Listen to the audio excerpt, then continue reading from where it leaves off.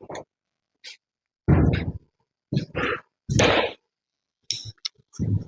बच्चों, स्वागत है आपका हमारे YouTube चैनल के ऊपर बायो विद समीर सर के साथ। मैं आपका बायोलॉजी ट्यूटर समीर सर। आज मैं आपको हम हमारे जो टॉपिक है हमारा जो टॉपिक है हमारा जो चैप्टर चल रहा है, चैप्टर का नाम था cell the unit of life. Clear है? उसके अंदर उसके अंदर हम जो पढ़ चुके हैं अभी तक, हम न्यूक्लियस के बारे में पढ़ चुके हैं। न्यूक्लियस के अंदर न्यूक्लियोलस वाला जो पोर्शन है वो रहता है। क्लियर है? अब उसके बारे में हम आगे बात करते हैं। जो न्यूक्लियोलस वाला पोर्शन है उसके बारे में आगे बात करते हैं। फिर आज हम एंडोप्लाज्मिक रेटिकुलम, गोल्गी बॉडी और उसके बाद लाइसोसोम के बारे में बात करेंगे। क्लियर है? चलिएगा। फिर देखिएगा, हमारा जो चैप्टर है धीरे धीरे आगे बढ़ता जा रहा है। अब हम मेनली जो है, मैंने आपको सबसे पहले प्लाज्मा मेम्ब्रेन के बारे में बताया, फिर सबसे पहले सेल वॉल के बारे में बताया, फिर प्लाज्मा मेम्ब्रेन के बारे में बताया, फिर आगे न्यूक्लियस के बारे में बताया। अब हम बात करेंगे किसके बारे में, जो न्यूक्लियस के अंदर क्रोमेटिन मैटर की हम बात कर चुके थे, किस प्रकार पैकेजिंग होती है, किस प्रकार डिफरेंट टाइप के क्रोमोसोम पाए जाते हैं। क्लियर है? उसके अंदर हम बात कर चुके थे। अब देखिएगा, धीरे धीरे हम बात करेंगे आगे। अब आगे वाला जो पोर्शन है उसके अंदर बात करेंगे। क्लियर है? चलिएगा, आगे वाला जो पोर्शन है हमारे पास आता है न्यूक्लियस के बाद वाला पोर्शन। न्यूक्लियस के बारे में हमने बात कर ली थी। न्यूक्लियस के अंदर सिर्फ हमारा क्या रहता है, न्यूक्लियोलस रहता है। चलिएगा, देखिए आगे बात करते हैं। आगे देखिए, आगे बात कर रहे हैं हम इसके बारे में। क्लियर है? न्यूक्लियस के बारे में। ये हमारे पास में न्यूक्लियस है, ये न्यूक्लियस था। पहले न्यूक्लियस के बारे में बात करते हैं, जो कि थोड़ा सा रिवीजन कर लेते हैं। न्यूक्लियस के बारे में हमने कहाँ कहाँ तक पढ़ा था। ये हमारे पास में देखिएगा, ये बेटा, ये न्यूक्लियस है जो कि डबल मेम्ब्रेन बाउंड होता है। कैसा होता है? डबल मेम्ब्रेन बाउंड होता है बच्चों। अब देखिए, ये डबल मेम्ब्रेन बाउंड होता है। एक मेम्ब्रेन बाहर है और एक मेम्ब्रेन अंदर है। इतनी बातें कर ली थी। चलिएगा, इसके अंदर मैंने आपको क्या बताया था कि यहाँ पे हमारे पास में क्या होता है, इस प्रकार एक नॉन मेम्ब्रेनस न्यूक्लियोलस होता है। क्या होता है? न्यूक्लियोलस होता है।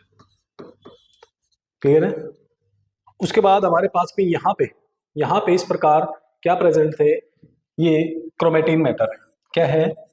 क्रोमेटिन मैटर है। क्लियर है यहां तक की बातें? इसके बारे में हम डिटेल में पढ़ चुके हैं पिछले वाली वीडियो के अंदर। क्लियर है?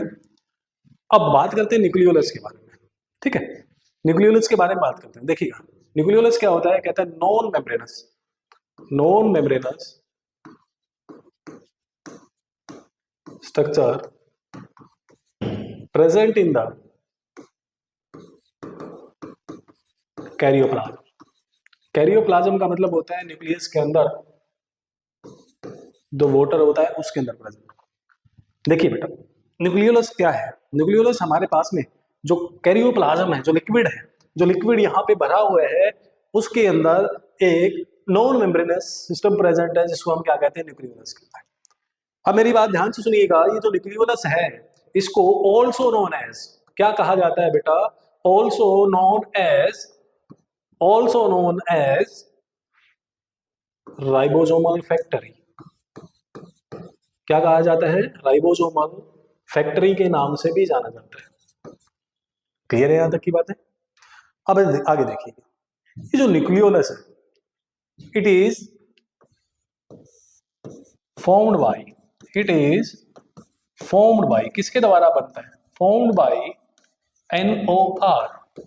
किसके द्वारा बनाया जाता है? NOR के द्वारा बनाया जाता है। क्लियर है? What is NOR? NOR क्या है? देखिएगा, ध्यान से बात करते हैं, ध्यान से सुनिएगा। हमारे पास nucleolus non membranous structure karyoplasm में प्रेजेंट होता है। अब देखिएगा, also known as ribosomal factory के नाम से भी जाना जाता है। It is formed by NOR। किसके द्वारा बनाया जाता है? NOR के द्वारा बनाया जाता है बेटा। NOR के द्वारा बनाया जाता है। NOR क्या होता है? NOR होता है बेटा न्यूक्लियोलर ऑर्गेनाइजिंग रीजन।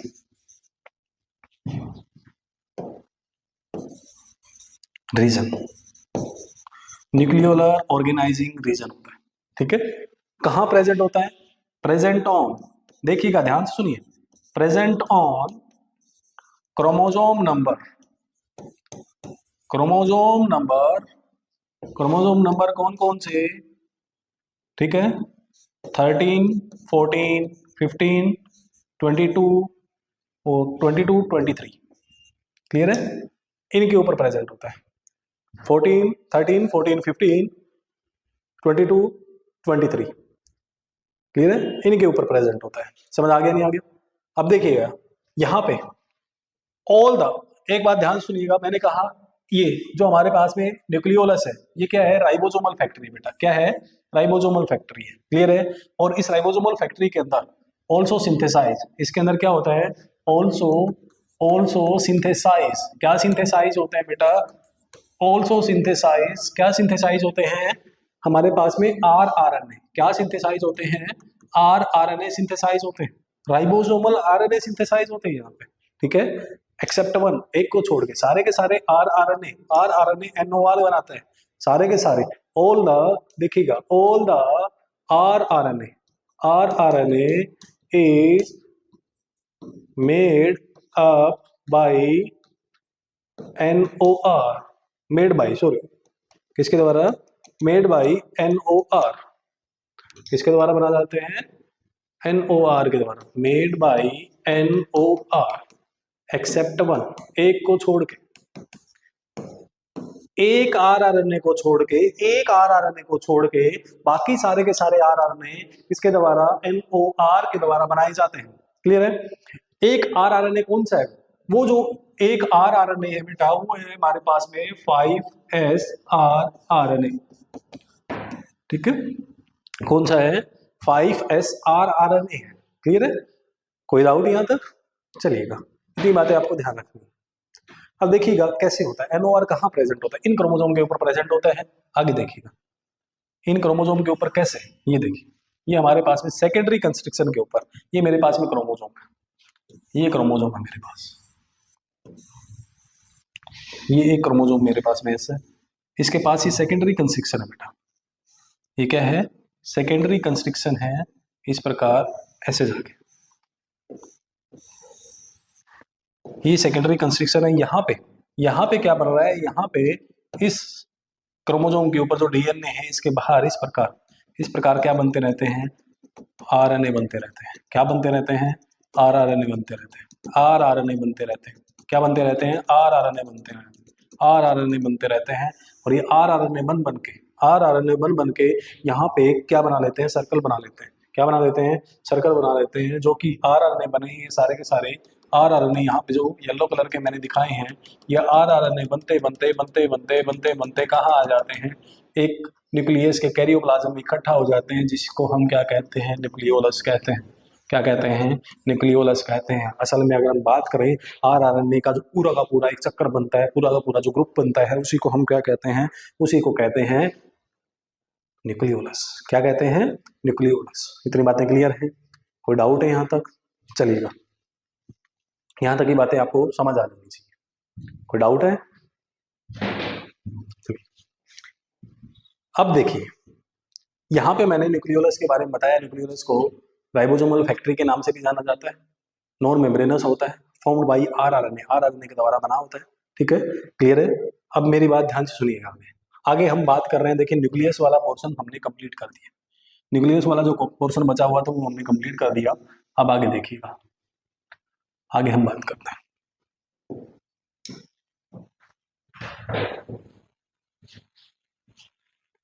आगे अब न्यूक्लियस के बाहर एक membrane bound structure, lamellar structure निकला हुआ होता है, ये देखिएगा, ये हमारे पास में क्या है, ये न्यूक्लियस है बेटा, यहाँ पे आप शो कर रहा हूँ मैं, ये मेरे पास में न्यूक्लियस है, इसकी एक मेम्ब्रेन ये है, दूसरे मेम्ब्रेन ये है, बाहर वाली है, ये इस प्रकार है, ये मेरे पास में न्यूक्लियस है, ये न्यूक्लियस है, और इस न्यूक्लियस की मेम्ब्रेन से, इस न्यूक्लियस की मेम्ब्रेन से, ध्यान से सुनिएगा, इस न्यूक्लियस की मेम्ब्रेन से मेरे पास इस प्रकार का एक लेमिलर स्ट्रक्चर निकलता है बेटा, क्या निकलता है, एक लेमिलर स्ट्रक्चर निकलता है, ये देखिए,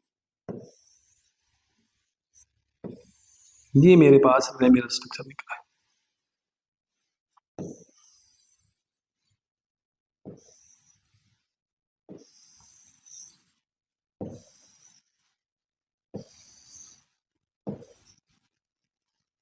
क्या है ये मेरे पास में लेमिनर स्ट्रक्चर निकला है। क्लियर। ये जो पूरा का पूरा लेमिनर स्ट्रक्चर जो निकला है, ये जो व्हाइट कलर का न्यूक्लियस की आउटर मेम्ब्रेन से जो निकला हुआ है, इसी को कहते हैं ईआर। ईआर का मतलब होता है एंडोप्लाज्मिक रेटिकुलम। एंडोप्लाज्मिक रेटिकुलम, इसी को कहा जाता है endoplasmic reticulum, discovered by KR. Porter. KR. Porter नाम के एक साइंटिस्ट थे जिन्होंने इसके बारे में बताया था। क्लियर है? कोई डाउट यहां तक? चलिएगा, अब मेरी बात ध्यान से सुनिए। यहाँ पे मेरे पास ये क्या हो गया, ये मेरे पास में हो गया एंडोप्लाज्मिक रेटिकुलम। आपकी एनसीईआरटी कहती है ये पूरा का पूरा जो एंडोप्लाज्मिक रेटिकुलम है, वो आपके एनसीईआरटी के अकॉर्डिंग हम बात करें तो ये है रफ एंडोप्लाज्मिक रेटिकुलम। कौन सा है? Rough endoplasmic reticulum. आपकी एनसीईआरटी के अकॉर्डिंग बात करें तो, आपकी एनसीईआरटी के अकॉर्डिंग अगर बात करें तो ये पूरा का पूरा RER है, रफ एंडोप्लाज्मिक रेटिकुलम है। तो आपकी एनसीईआरटी ने साइड में से, यहाँ से साइड में से निकलते हुए कुछ इस प्रकार के रेटिकुलम दिखाए हुए हैं।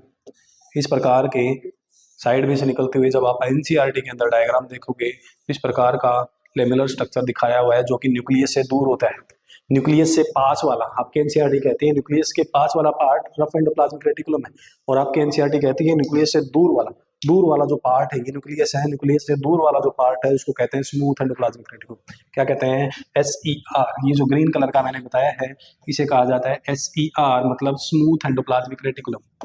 ये स्मूथ एंडोप्लाज्मिक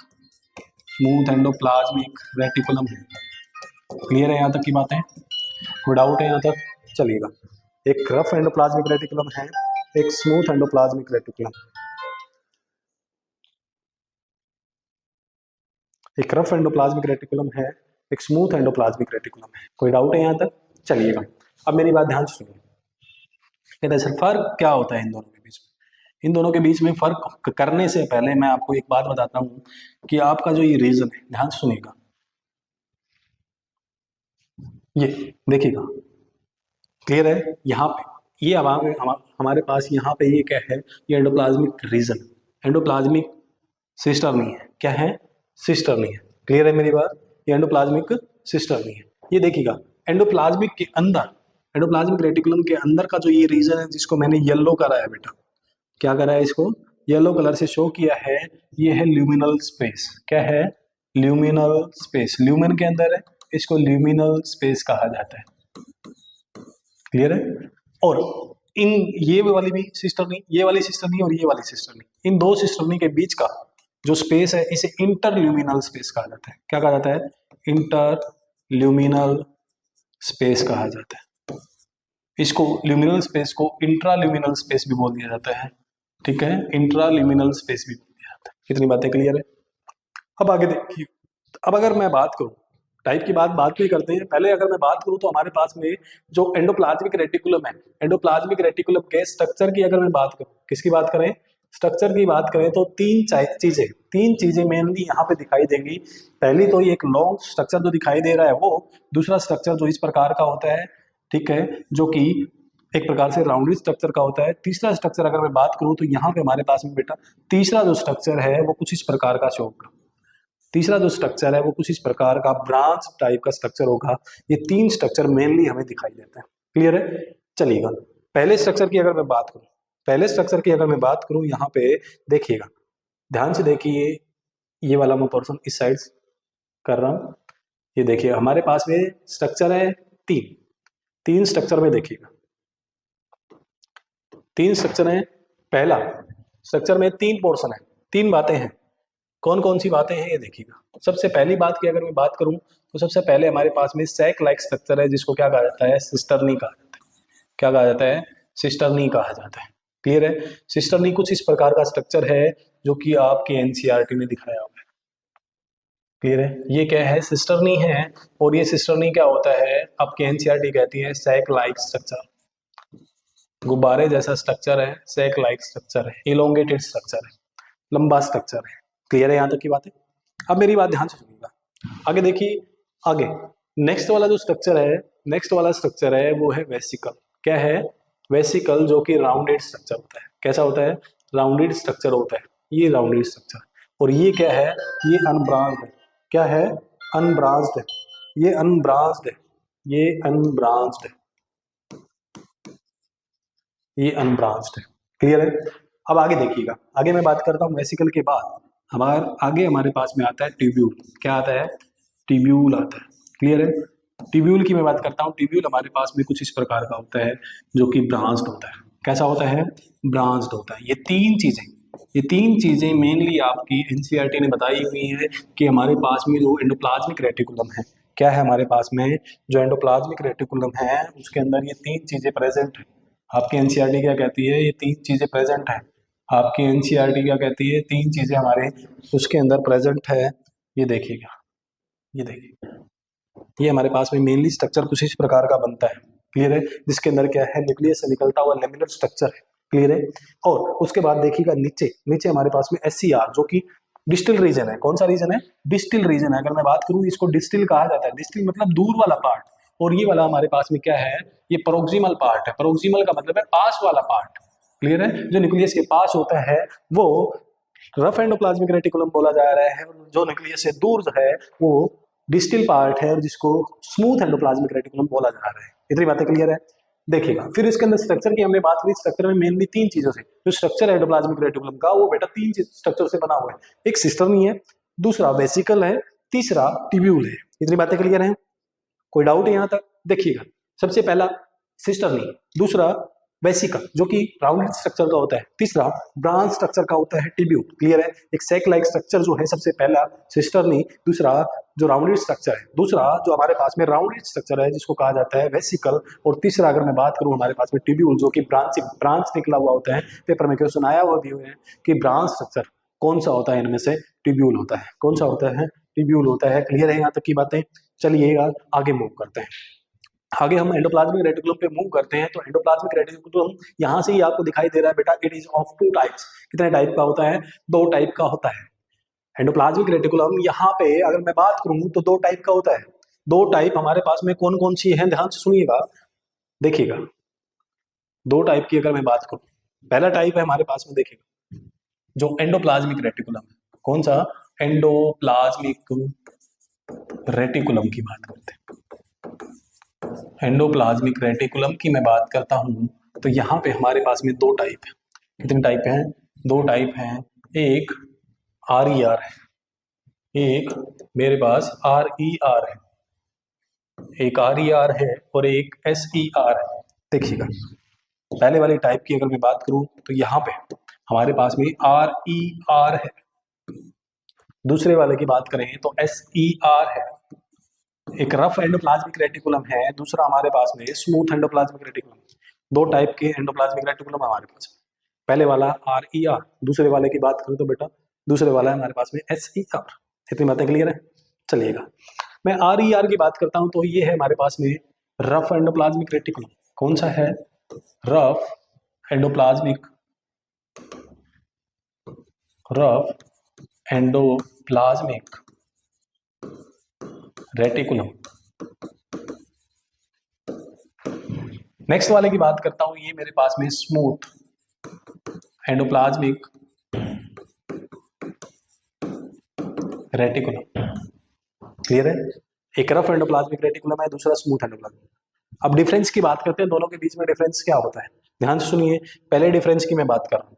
पहले डिफरेंस की अगर मैं बात करूँ तो इसके पास रफ दिखाई दे रहा है, ये रफ है, ये जो सरफेस है, सरफेस अगर इसके ऊपर कोई भी चीज ना हो, मतलब बिल्कुल क्या है, एक प्रकार से कोई भी चीज इसके ऊपर उभरी हुई कोई भी चीज नहीं होगी, तो वो बेटा क्या होगा, वो सीधा का सीधा स्मूथ होगा। क्लियर है। स्लिपरी होगा, स्मूथ होगा।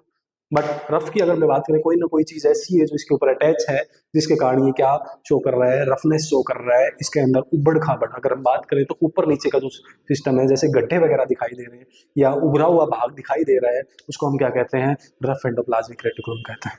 ठीक है। तो ये रफ एंडोप्लाज्मिक रेटिकुलम क्यों होता है, due to this type, it have ribosome. सबसे पहले तो मैं बात करूं इसके पोजीशन की बात करते हैं। It is proximal part, proximal to nucleus, nucleus के प्रोक्सिमल होता है। दूसरे की इसकी बात करूं तो ये डिस्टिल होता है। डिस्टिल मतलब दूर वाला पार्ट होता है, दूर, जो आपको मैंने डायग्राम में दिखाया, बट आपकी एनसीईआरटी ने जो शो कर रखा है उसके अकॉर्डिंग डायग्राम ऐसे ही मिलेगा। क्लियर है? आगे देखिएगा। आगे मैं बात करूं दूसरे वाले पॉइंट की, सेकंड पॉइंट की हम बात करते हैं तो सेकंड पॉइंट में देखिएगा, it have ribosome, it have ribosome, इसके पास राइबोसोम होते हैं, इसके पास नो राइबोसोम, कोई राइबोसोम नहीं होता, इसलिए इसका जो सरफेस है बेटा वो क्या होता है, स्लिपरी होता है, स्मूथ होता है। समझ आ गया यहाँ तक? अब देखिएगा यहाँ पे जो राइबोसोम है, राइबोसोम जो है यहाँ पे रफ एंडोप्लाज्मिक रेटिकुलम पे जुड़े हुए हैं, कौन से टाइप के होते हैं, एटीएस टाइप के। कौन से टाइप के? एटीएस टाइप के। अटैच तो होते हैं इसके ऊपर, एंडोप्लाज्मिक रेटिकुलम के ऊपर अटैच है, कोई ना कोई चीज तो है जो इसको अटैच कर रही होगी वहां पे, तो राइबोफोरिल प्रोटीन, ठीक है, attach, attach on ER by the help of ribophorin protein. कौन से protein? Ribophorin protein. Ribophorin protein, ribophorin protein क्या करता है, ये सरफेस है ईआर का, इसके ऊपर राइबोसोम को अटैच होने में हेल्प करता है और उसको अटैच करवाता है। क्लियर है? यहाँ तक की बातें क्लियर है? चलिएगा आगे बात करते हैं। आगे देखिएगा हमारे पास में पहले दो डिफरेंस हो गए, ये प्रोक्सिमल पार्ट है, ये कौन सा पार्ट है, प्रोक्सिमल पार्ट है, ये वाला डिस्टल पार्ट है। ये वाला राइबोसोम रखता है, इसके पास राइबोसोम नहीं होते, राइबोसोम होते भी हैं, कौन से वाले, एटीएस टाइप वाले। कौन से वाले? एटीएस टाइप वाले, इसके ऊपर राइबोसोम होते हैं, अटैच होते हैं, किसकी हेल्प से? By the help of ribophorin protein. Clear है यहाँ तक की बातें? आगे देखिएगा, आगे मैं बात करता हूँ राइबोसोम यहाँ पे प्रेजेंट है, आगे देखिएगा, आगे ध्यान से सुनिएगा। आगे ये राइबोसोम रखता है, इसके पास राइबोसोम है, इसके पास राइबोसोम नहीं है। अगर राइबोसोम है तो क्या प्रोटीन बनाएगा? बनाएगा, ठीक है। दिस टाइप ऑफ ईआर, ठीक है, इन्वॉल्व इन, किसमें इन्वॉल्व होते हैं? Involve in protein synthesis. किसमें इन्वॉल्व होते हैं? प्रोटीन सिंथेसिस के अंदर इन्वॉल्व, सिंथेसिस। क्लियर है? बट यहां वाले जो राइबोसोम है, नो प्रोटीन सिंथेसिस, कोई प्रोटीन सिंथेसिस नहीं करते। तो क्या करते हैं? कोई प्रोटीन सिंथेसिस नहीं करते तो करते क्या है? देखिएगा, ये अगर प्रोटीन सिंथेसिस नहीं करते तो करते क्या है, ये देखिएगा, यहाँ पे प्रोटीन सिंथेसिस करते हैं, ये प्रोटीन सिंथेसिस नहीं करते, तो ये क्या करते हैं, lipid and steroid hormone synthesize lipid and steroid hormone, steroid hormone और लिपिड सिंथेसाइज करते हैं। स्टेरॉयड हार्मोन कौन कौन से? सेक्स हार्मोन, हमारे पास में जो सेकेंडरी सेक्सुअल करेक्टर दिखाएंगे, कौन से? सेकेंडरी सेक्सुअल करेक्टर दिखाएंगे, उन्हीं को कहा जाता है स्टेरॉयड हार्मोन। अगर मैं बात करूं तो हमारे पास में प्रोजेस्टेरोन आता है, एस्ट्रोजन आता है,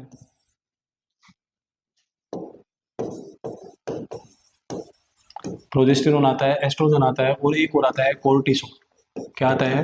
कोर्टिसोल, जो एड्रिनल ग्लैंड से निकलता है, इन्हें कहा जाता है बेटा स्टीरॉयड हार्मोन। क्या कहा जाता है? Steroidal hormone. समझ आ गया यहाँ तक? क्लियर है यहाँ तक की बातें? चलिएगा अब ध्यान से सुनिए, दो मेन पॉइंट जो यहाँ से पेपर में पूछे जाते हैं। पहला पेपर में पूछे जाने वाला पॉइंट कहता है कि यहाँ पे हमारे पास में जो RER है, RER, यहाँ पे हमारे पास में एक वर्ड आता है बेटा, नीजल्स ग्रेन्यूल। क्या आता है? नीजल्स ग्रेन्यूल वर्ड आता है। जो Nissl's granule is the modification of, किसकी मॉडिफिकेशन होती है? मॉडिफिकेशन ऑफ, पेपर में कई बार क्वेश्चन आया हुआ है, RER किसकी मॉडिफिकेशन है? RER की, रफ एंडोप्लाज्मिक रेटिकुलम की। अगर वहां पे ER RER कुछ भी नहीं मिलता है ऑप्शन में, अगर इन दोनों में से कोई भी चीज नहीं मिलती है तो आंसर जाता है बेटा राइबोसोम। क्या आंसर जाता है? राइबोसोम आंसर जाता है। यहाँ तक की बातें क्लियर हो जानी चाहिए। क्लियर है? चलेगा अब यहाँ पे ध्यान से सुनिएगा, यहाँ पे कहता है कि हमारे पास में जो SER है, SER क्या करता है? कार्बोहाइड्रेट मेटाबॉलिज्म में भी हेल्प करता है, हेल्प इन कार्बोहाइड्रेट मेटाबॉलिज्म। ध्यान से सुनिए, इसमें हेल्प करता है, help in, next work, help in carbohydrate metabolism. Carbohydrate का जो मेटाबॉलिज्म है उसमें भी हेल्प करता है, क्योंकि यहाँ पे ये क्या बनाता है, ग्लूकोज, ग्लूकोज 6 फॉस्फेटेज जो एंजाइम होता है, जो कि क्रैब साइकिल के अंदर यूज होता है, ग्लाइकोलाइसिस के अंदर, किसके अंदर, ग्लाइकोलाइसिस, ग्लूकोज को तोड़ने में जो हेल्प करता है, वहां पे ग्लूकोज 6 फॉस्फेट जो एंजाइम होता है, फॉस्फेटेज एंजाइम जो होता है, उसको बनाने वाला भी कौन होता है, SER होता है, स्मूथ एंडोप्लाज्मिक रेटिकुलम होता है। क्लियर है। फिर पेपर में क्वेश्चन आता है extra drug molecule, extra drug molecule, जो एक्स्ट्रा ड्रग मॉलिक्यूल होते हैं उनको क्या करता है, डिटॉक्सिफाई करता है।